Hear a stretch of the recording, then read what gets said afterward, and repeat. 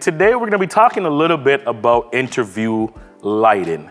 It's one of my specialty. I love lighting people and love just telling their stories. And lighting can be such a big part of telling your story. So don't neglect lighting. You can have the best cameras in the world, but the best cameras in the world still need light. So don't be afraid to invest in lights and learn how to use them. So today I'm going to be talking a little bit about how I do interview lighting. There's many different ways that people do interview lighting, but this is the way I like to do it. All right.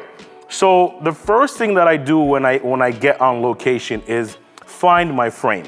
I like to find my frame and know where I'm going to position my cameras, because then what I can do is build the lights around that. Once I find my frame, what I do next is put my key light up. So if you look right over here, you see my key light. This is the main light source that is going to light your subject. As you can see right here on Denzel, my lovely model, he can smile, it's okay.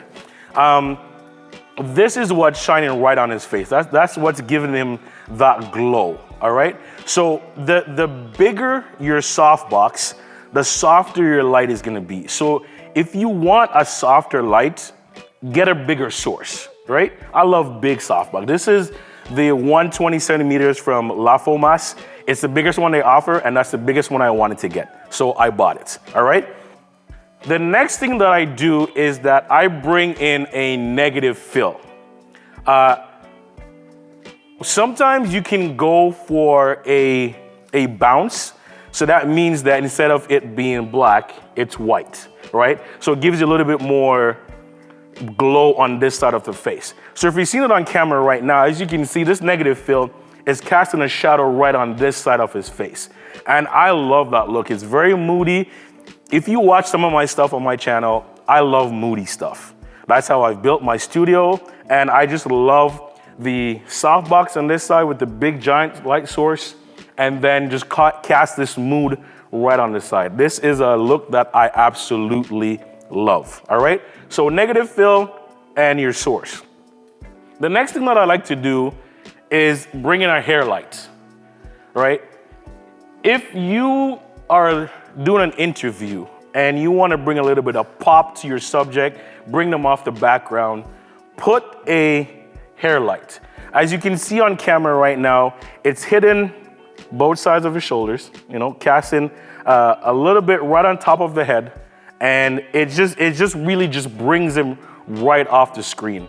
And those are typically the three main lights that I use: a key light, a bounce, or a negative fill, and then a hair light. But if you want to add a little bit of juice to it, a little bit of, Rico Suave, then down here, I have a light behind his chair, and it's casting like a little glow around him, like the angel he is. It's casting a little bit of a glow, right? So if you see that there, if you can just show this light down here, this is the Amran 300C. It's a bicolor light, and you can get any color you want out of this. But right now, I choose to set it at 5600 and give it that nice angelic glow around him. All right, so that gives you a little bit of a pop. So that's basically kind of like my interview lighting setup. We won't get into the cameras because if we get into the cameras, we're not gonna stop. But if you wanna know, we're shooting with the red Komodo X and the OG Komodo, all right? So, but that's basically my interview setup, and I wanna thank you for watching. Hope that you have a great day. See you in the next one.